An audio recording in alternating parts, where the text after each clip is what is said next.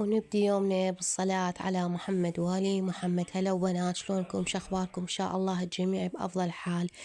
بنات، اليوم تحليتنا لهذا اليوم هي حلاوة جوز الهند أو الرب قراش مع الكاستار.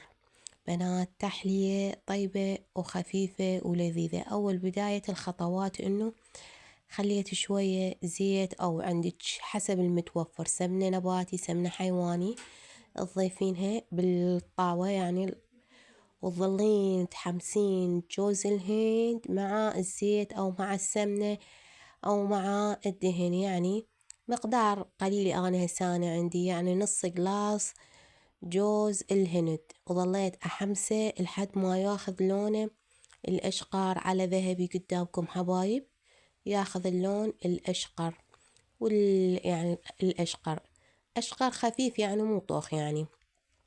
وهسه بديت أحضر الخطوات الثانية، هي تحضير الكاستر. نص جلاس ماء وخاشوقتين مال أكل كاستر، وخاشوقتين نشا، وخاشوقتين حليب، وثلاث خواشيك شكر. وظل أخلط الخليط على البارد لحد ما يعني يتكون عندي خليط ما بيه أي تكتلات أو يعني كلاكيع، يعني تصير كلاكيع يعني صار يعني. وظل أخلط بيه على البارد حبايب قلبي. وهسه هاي ضفت 3 خواشيك شكر، وظل أخلط بيه لحد ما يصير عندي مسحوق، يعني مسحوق كريمي. وهسه بديت يعني خليت الجزرية الصغيرة على الطباخ، وظل أخلط بيه لحد ما يصير عندي خليط كريمي خفيف، يعني مو ثقيل حيل ولا يعني قوامه يصير قوامه ثقيل، لا قوامه خفيف يعني.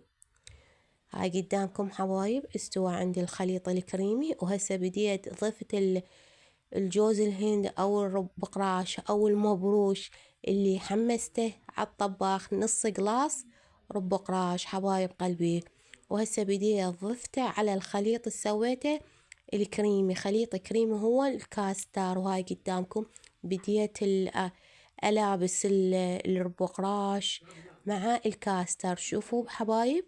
وهسه بديت أصبها حبايب. اعتمدوا هاي التحلية كلش طيبة وخفيفة، وحتى مو دسمة ولا يعني حلوة حيل، يعني انت تضيفين الشكر حسب انت تحبيها حلوة حيل، تحبيها حالاتها متوسطة، حالاتها خفيفة، انت وبعد رغبتك انه من تضيفين سكر.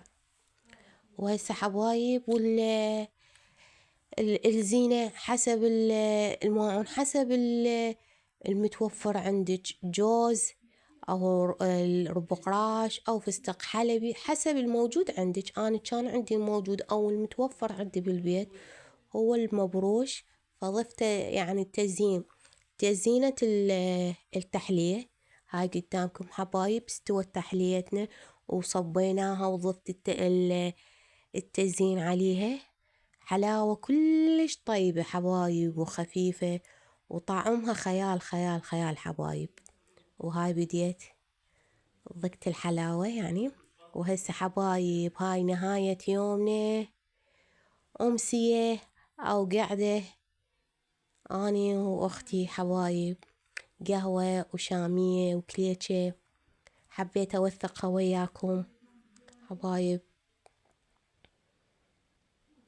حبايب حلوة قعدة الأخوات، يعني اليوم أقولها يوم مميز لما وجمعة أختي تاخذك الغير عالم يعني، صار لنا هواية يعني ما متشافات.